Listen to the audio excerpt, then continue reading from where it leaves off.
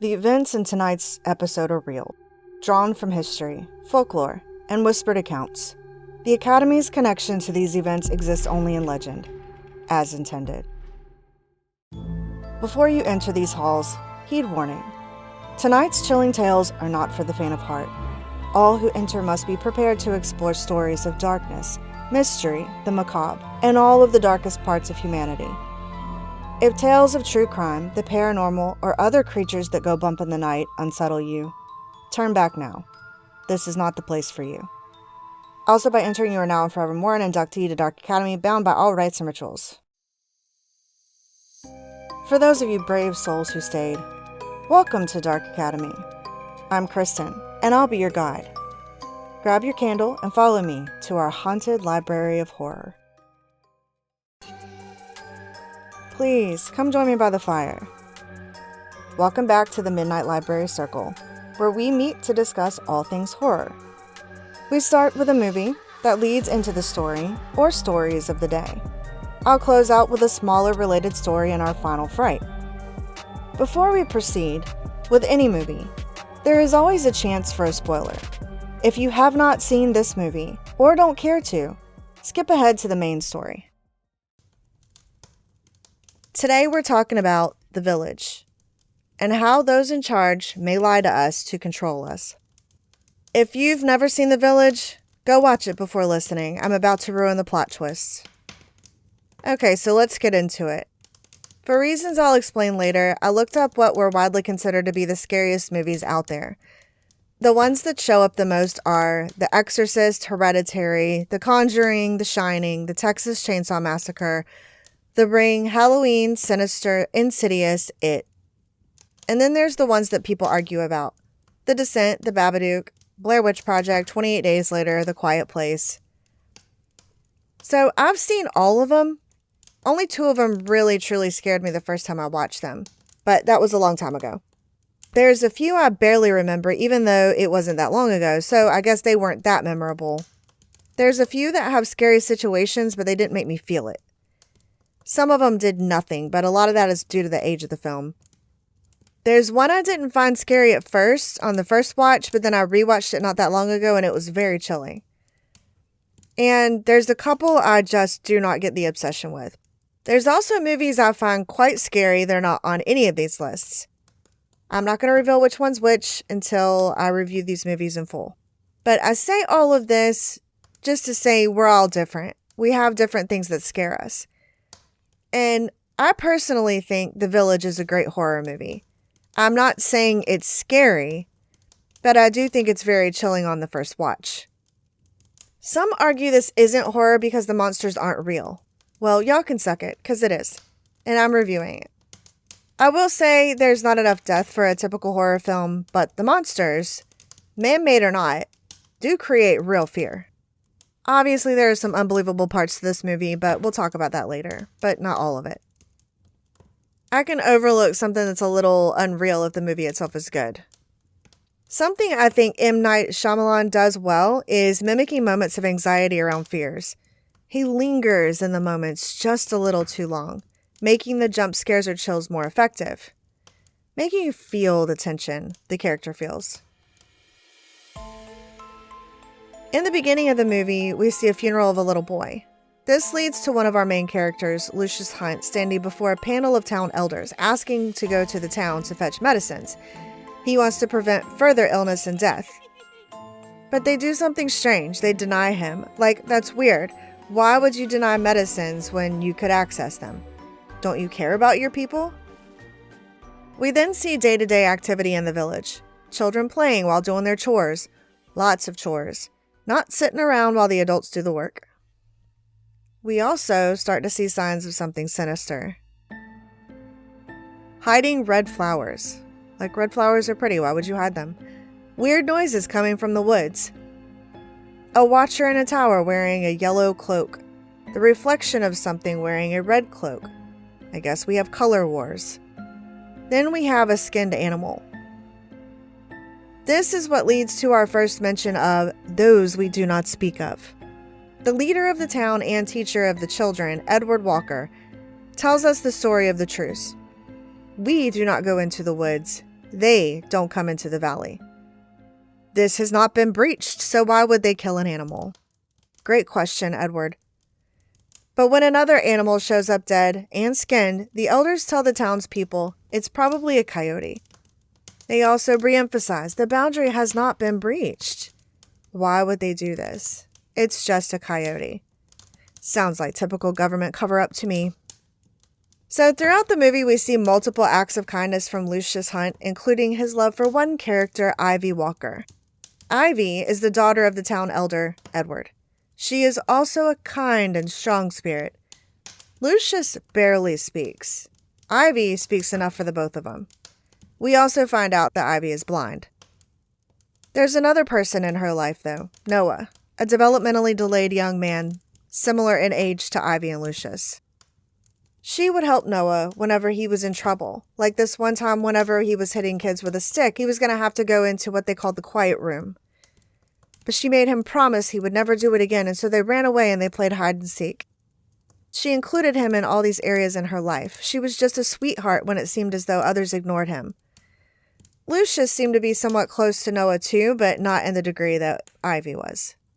But Lucius does defend Noah when we find out that he may be the one who broke the agreement and went into the woods to retrieve red berries, which we find out red is the bad color. Lucius suggested Noah's innocence would be considered by the creatures and would not be seen as a breach.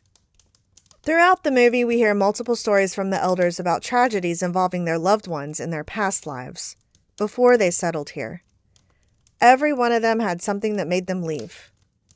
We also see these mysterious boxes in each of their homes, secrets they refuse to reveal. So we have back to our color wars, because apparently yellow is the good color. Lucius was painting yellow on the torch poles surrounding the valley. Then he decided to go into the woods. I can't figure out why, unless he didn't believe it to be true. Maybe he wanted to test it to be able to go into the town without fear.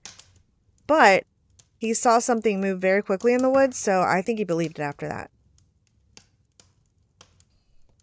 Later that night, Ivy and Lucius spoke of what the medicines could mean for the town. How it could help her see. How it could help Noah learn. Ivy didn't seem to like this implication that there was something to fix. I may not have sight as everyone else, but I do see the world.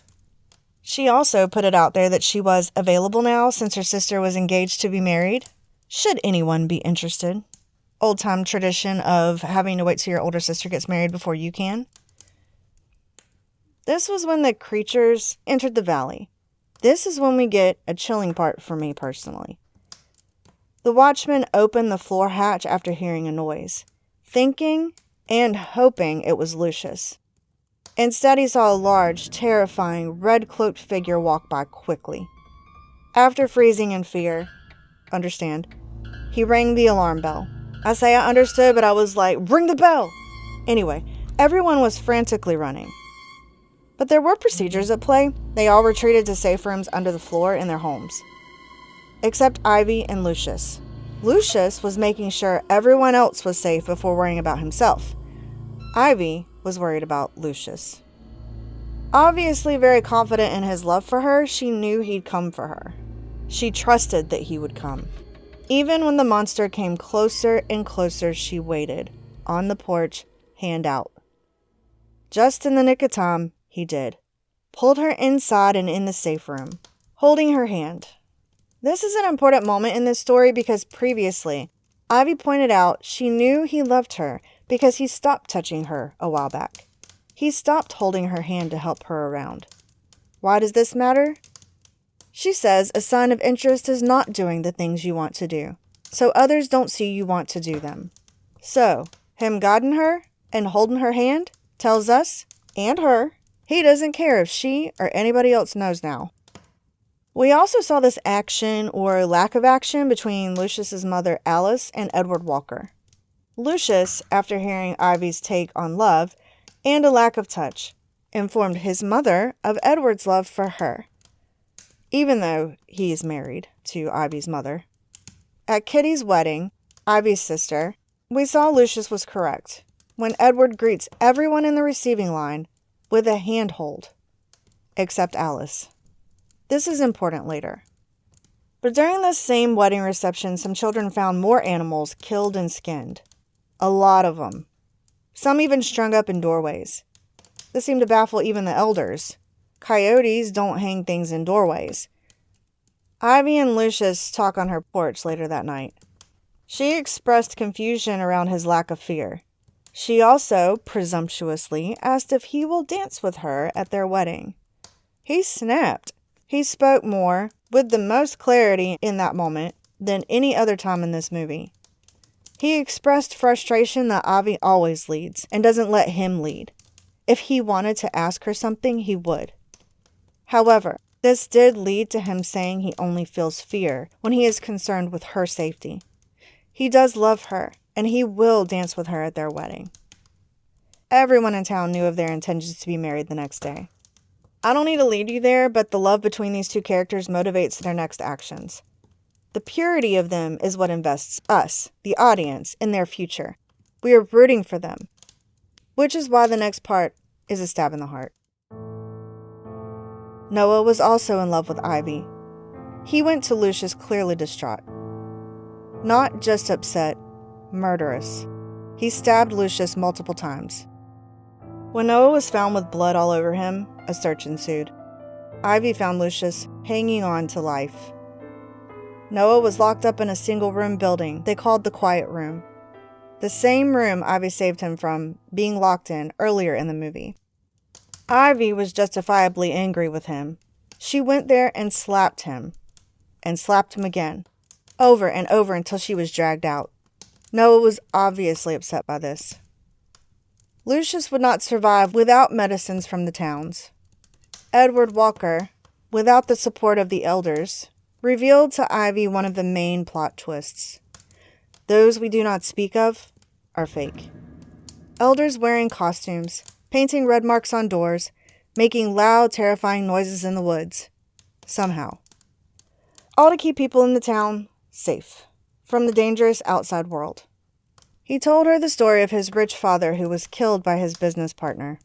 He gave her a note to give someone in the town, instructed her on where to go, and sent her with 2 escorts, who quickly abandoned her.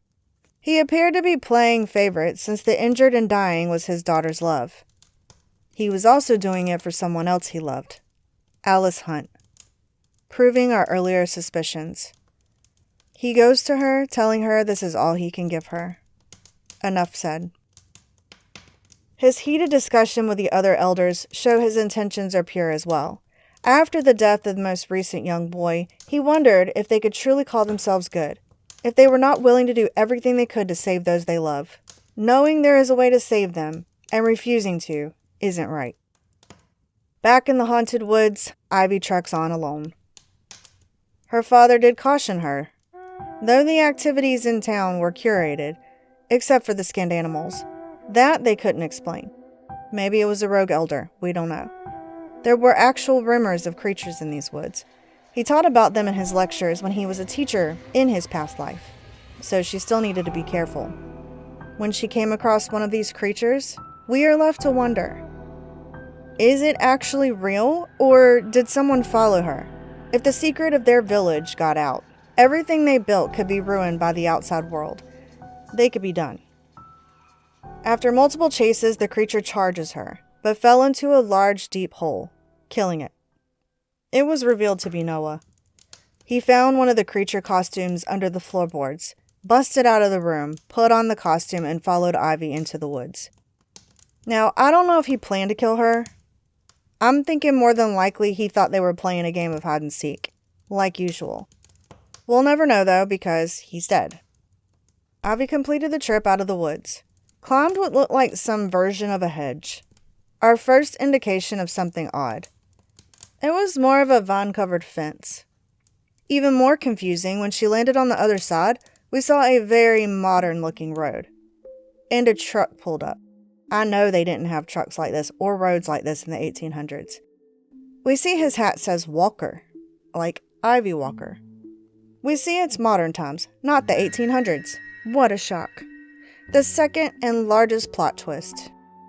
He was just as confused by her story of coming from the woods as she was of the sound of an engine. He did help her, though. sneaking medicine past the other guard at the ranger station. We find out the village was in the middle of a very large nature reserve, one managed by a trust for the Walker family, from a billionaire who was killed by his business partner, Ivy's grandfather. We also find out there was a conspiracy theory that the government had been paid off to ensure a no-fly zone over the preserve. When Ivy returned with the medicine and the story of killing the monster in the woods, Noah's parents were obviously devastated. But the elders were more than happy to use this story to keep their ruse alive, to continue protecting their village by controlling the village. Lucius is implied to have survived, but we don't see him wake up. We don't see them get married. Nothing. I wanted a wedding. Beyond that, the biggest issue for me in this film, at first glance, is Noah being the monster. It's like, why promote stereotypes of mentally ill or handicapped being evil? But I also think the storyline makes the monster complex. It's not just a bad person. He's a product of the environment, of not getting the help he and Ivy needed. We don't know if there are procedures or meds or any version of help for Noah in modern medicine. But had they not rejected that world, Noah may not have tried to kill Lucius. He may not have gone after Ivy. He may not be dead. So it's another horror resulting from the protection of the village. Look, I get some find the truth behind the creatures ruin the horror, but it's a very cool story that left room for actual monster lore, which is very real world. Something atrocious happens. That leads to folklore. Then it's passed down through generations. Some call them urban legends. We hear these stories as children, often not knowing the origins of the tale, never knowing if it's true or not. To a lesser degree, we also were raised with certain beliefs rooted in religion, fear, or simple etiquette, all related to control or just order, regardless of intent. As you grow up, you begin to evaluate which of these is true and which ones are worth passing down to your children. Here are some common ones we were told growing up that you may not know the origins of. Maybe you do. If you swallow gum, it stays in your stomach for 7 years.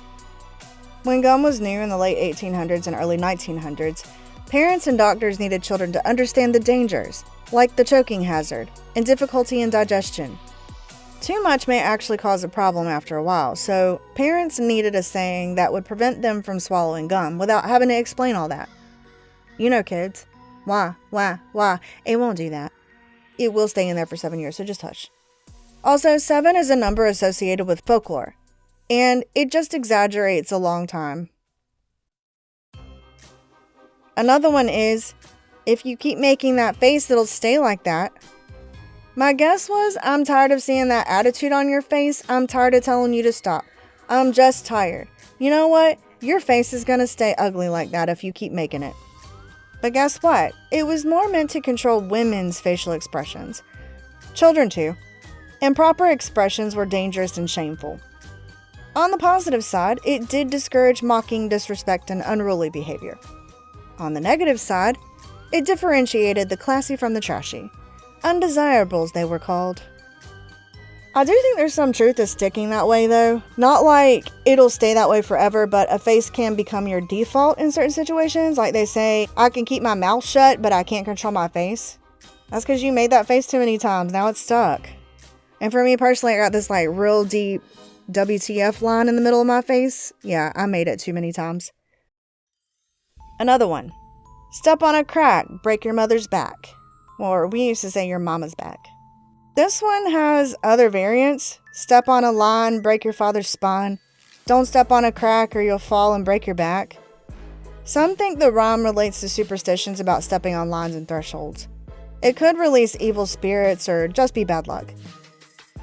Some say the rhyme is simply to make children aware of their surroundings, since there's also one about stepping on a nail, put your father in jail. There are so many bad things that can happen in this world, and it's easy for us to see patterns where none exist. I can see throughout time how people believe in bad luck and worry about letting bad spirits wreak havoc in your and your family's lives. There were some early versions that reflect the racism of the time. They talk about your mother having a black baby or someone marrying a black man. Given the action of stepping on a crack in this rhyme evoking something evil or bad, this was obviously meant as a bad thing.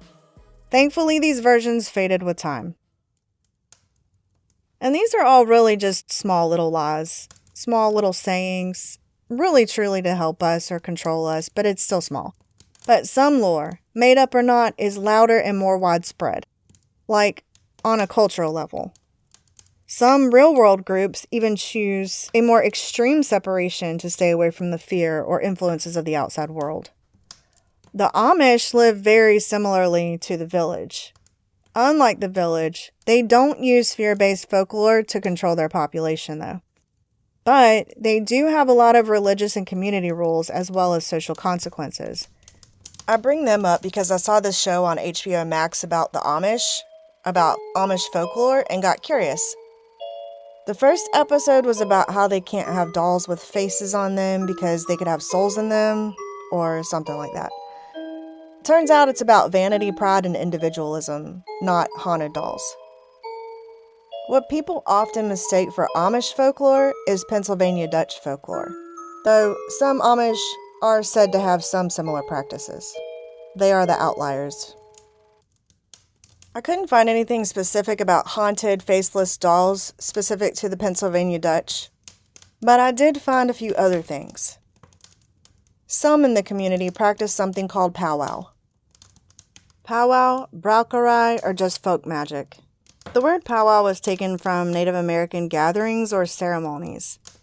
The main text used is a book called The Long Lost Friend, written by German immigrant Johann Georg Hohmann, first published in 1820. It's a grimoire, which I learned from Vampire Diaries pretty much means a witch cookbook, daemon of course, containing folk magic that combines Christian prayers, folk remedies, and protective charms.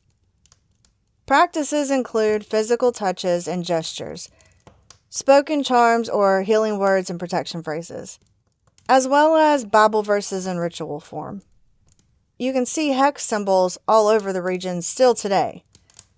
Some examples are stars, circles, and the distelfink, which is a good luck bird. Some say they're just decorative. Others say they're for protection from illnesses, bad luck, and spiritual harm. All of it is meant to reinforce order, protection, and control over the environment. But they do believe in some things they need protection from. They believe some people are witches or hexers. They are thought to cause illness, curse livestock, and bring misfortune. Powwow practitioners were called on to counteract these hexes. Have you ever heard of Hex Hollow? Well, it's a place in York County, Pennsylvania, where this exact belief system caused a man to be killed. The location is also called Remeyer's Hollow, named for the supposed hexer, Nelson Remeyer. In 1928, Remeyer was a farmer in his 60s, but he was also a healer, a powwow practitioner. However, some thought he dabbled a little more in hexing than healing. A different man in town, a man in his 30s, also a farmer, John Blymeyer, he was a big believer in powwow, extremely superstitious. Blymeyer had a string of bad luck, illnesses, financial issues, and general misfortunes. He sought out help from another powwow practitioner named John Curry. Curry told Blymeyer he was hexed. He said the hexer was Remeyer. He told him how to break the hex. Curry's actual instructions vary by telling, but basically include confronting Remeyer personally, obtaining his hair or something else personal, his book of spells even, kill him if you must. You have to rid yourself of the curse. Blymeyer took Curry with him, along with a teenage boy named Wilbur Hess. Since Remeyer knew Blymeyer, the three men were let into his home willingly. When the men did not find what they were looking for, they began to argue. The men got violent and beat and strangled Remeyer, then poured kerosene on him and set him and his house on fire, killing him and the curse. The men were arrested and they did not deny any of it. They felt their actions were justified. They were protecting themselves from real harm. John Blymeyer and John Curry were both convicted of second-degree murder, sentenced 12 to 20 years in prison.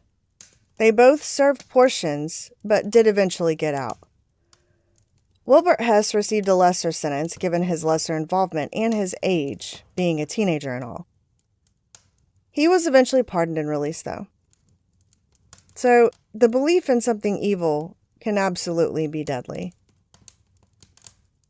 Some think the beliefs were a way to control their people by making them wary of outsiders, trust the community, and need protection, giving those in charge control through fear. I personally think it was a scary time back in the day, and people were trying to do what they could to feel safe, like they had some control over their destiny. Similarly to when Catholics make the sign of the cross, when they find something unholy. And this repeated comment I keep seeing on TikTok where when the viewer deems something in a video as evil, they write something like, "I claim no bad energy from this." Guess the photos and videos on social media are the new line and threshold to need protection from. So the new rhyme is, see evil when you scroll, adopt an evil soul. Though we don't like feeling lied to, we can all agree sometimes the intentions are good, or at least the very least not bad. But what about when they hide something from us? We think we want to know. Everyone needs to know. But do we? Some say it's a privileged mindset to not want to know. Maybe it is. But if I can't do anything about it, why should I know every bad thing going on in the world? People are struggling with their own day-to-day lives. Mental health is a problem already. I do live a somewhat privileged life. That doesn't mean I don't have problems. I can't take on everyone else's problems too. If I can help, sure, tell me. Let's do what we can to change our part of the world. But I can't change the whole world. So I can't and don't want to know all the problems there are out there. Sorry, I just can't. Last week I covered Bigfoot. Some people say the government is covering up any knowledge of cryptids and aliens. Aliens I can understand. That's a bit scary. And I sort of understand cryptids. Knowing there are creatures out there that we may not fully understand could be a reason. Like, we're not telling you what we know until we can guarantee we have it under control. That I understand. And it's fun to think about the possibilities because it's not a direct threat. If I truly thought it was an issue, I'd probably be very stressed out. And stop pretending like you don't hide things from your kids, things they don't need to know. Anyway, speaking of cryptids, the village does say there are stories of possible creatures in the woods. This story is set in Pennsylvania, so I thought we could go through a few options it could be if this were based on a true story with a real place with a local legend of monsters in the woods. Obviously, there's Bigfoot. If there is a forest, he could be there. They don't have large claws though, so I don't think it would be a Bigfoot. Then we have the Albert Witch. If I'm saying that wrong, I'm sorry. This hairy creature watches from the woods with its red eyes. They're said to live in trees and orchards. The thing is, it's small. Also, it steals apples, which eliminates it as a candidate since the monsters in the village are meat eaters. Next, we have a dogman. He's described as bipedal, 7 to 9 feet tall, covered in hair, very muscular, wolf-like creature, sometimes referred to as a werewolf. They are also seen peering into windows and near fresh carcasses. The only issue is the creature seems to look more like a boar in the movie than a dog. Strong contender otherwise, though. There's one I found that is so rare it doesn't even have a name other than the Potter County nondescript. It is large, hairy, bipedal, lives in the woods, even has the tusks and eats animals. It was also spotted around the time of the movie's pretend setting time of the late 1800s. It was said to be skittish though, so probably not. There's a similar creature called the Guy Woggle, also from the 1800s, but it's believed to be just one creature, not creatures in the woods. One of the biggest contenders is the Susquehanna Screamer. This creature makes loud noises. The Screamer is described by some to be a pig-like creature. Some say more like Bigfoot, so we know it's big. So maybe. No matter the inspiration, if any, for these beasts, they were actually terrifying looking. If there were a chance they truly existed in woods around my home, I'd be controlled by the town elders and never leave. And that's it for the dark and chilling tale of how fear can control us into submission to the authorities or simply keep order in potential chaos and panic. Now it's time for our final fright. We're going to take a short walk down to the Forbidden Archives. Let's go. I'll talk as we walk. Many think the people in charge are lying to us, hiding things, or making stuff up to control us. This leads to a lot of conspiracy theories. Some I find curious because I can't figure out how hiding it or making it up hurts or helps in any way. Since NASA just sent some people around the moon for the first time, random comments keep popping up about the firmament. Can't break the firmament. I get where it comes from, but why? Here we are. Watch your step. Okay, come inside, have a seat anywhere. Okay. Most of us believe the Earth looks like a giant ball rotating the sun. But for some, that's all a lie. For much of early history, people thought the Earth was flat. Different cultures had slightly different beliefs, but mostly it was the same. Hold on, let me get some diagrams to show you. As you can see, we sat inside this structured world. The ground we live on is flat. There's some sort of underworld for the dead. The sky above has some sort of separation of the sky and something beyond. Many thought some world ocean.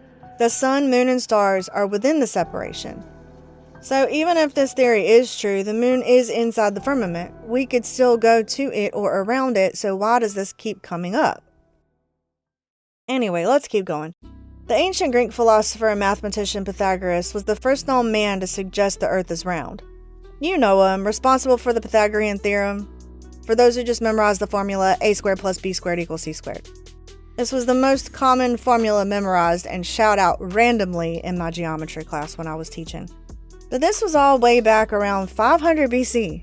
I gotta admit, even being a math person, I didn't know he was from that long ago. But Pythagoras only suggested the Earth's roundness as a theory. Another Greek philosopher, Aristotle, noticed the shadow of the Earth looked round during an eclipse.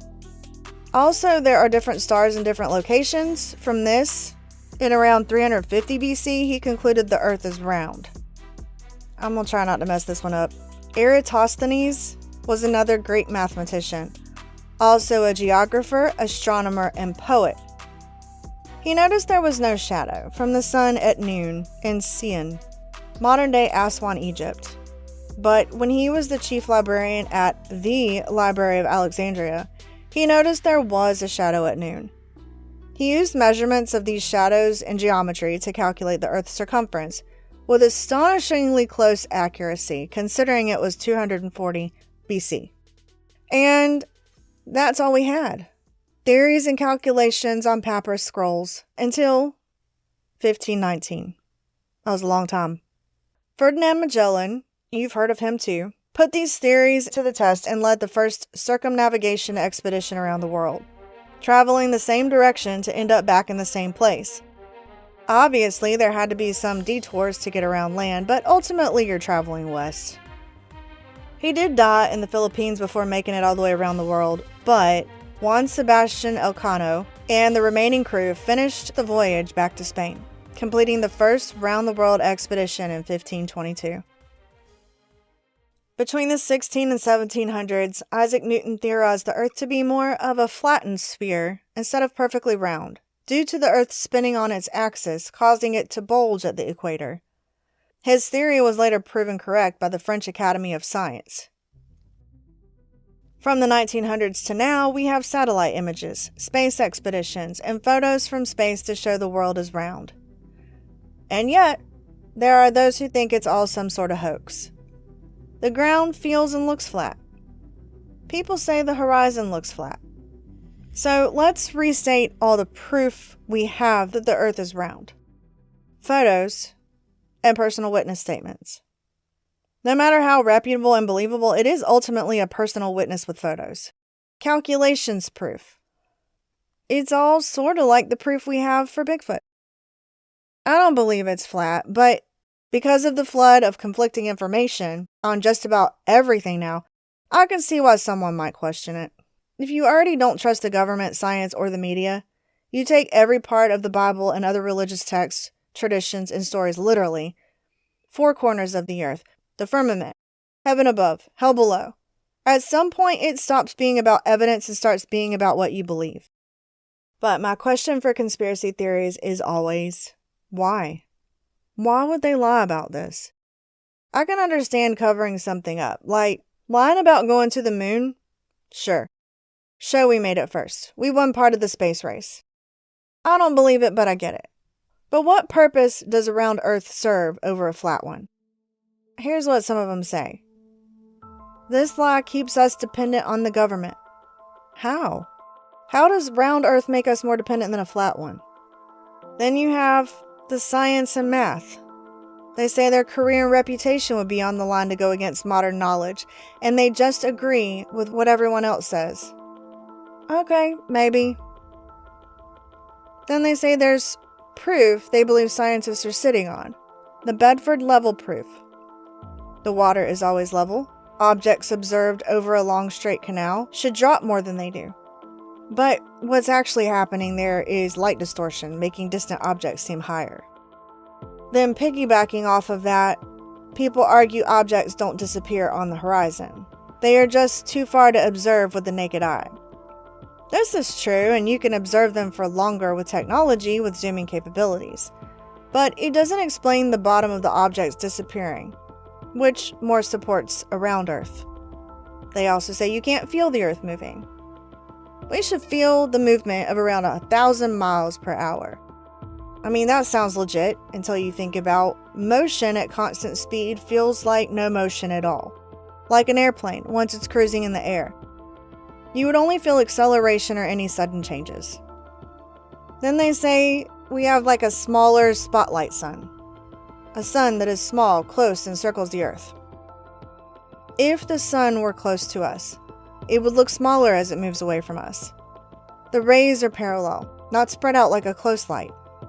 Time zones, seasons, and shadows would not be the same with a smaller, closer sun. So, the firmament and ice wall. They believe there's a solid dome that covers the Earth called the firmament. They also believe the Arctic is the center, and Antarctica is the exterior wall of Earth called the ice wall.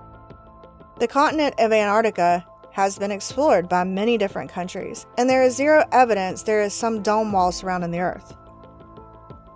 It's also believed modern math and physics models would fall apart if they admitted the Earth was flat. The thing is, math and physics models would fall apart by themselves if they were wrong. That's how math and science works. One wrong variable and the whole model falls apart. And that's all I have for you on flat Earth versus round Earth. So what do you think? Do you accept the modern explanation that we could theoretically dig our way to China? Though technically here in the US we'd end up somewhere in the Indian Ocean, but it's more fun to say China. Or do you think you'd end up in the depths of the nether regions? Well, thank you for joining me here at Dark Academy. I hope you enjoyed this dark and chilling tale and will come back next time for another one. Don't forget to leave a review for the episode in the comment section below. I'll try to post pictures and other content on TikTok and Instagram at Dark Academy Pod. If you'd like to review the whole show, you can do that on Apple Podcasts. You can rate us on any of the apps, and please do, it really helps a small show like this one. Also, tell your friends. That's the best way to get the word out. You can also email me at darkacademypod@gmail.com. I'll admit I'm a little slower at responding to those. I'm terrible with email, but I will eventually see it. Thanks again for listening, and I'll meet you here next time. Same time, same place, for it's always midnight at Dark Academy. Bye!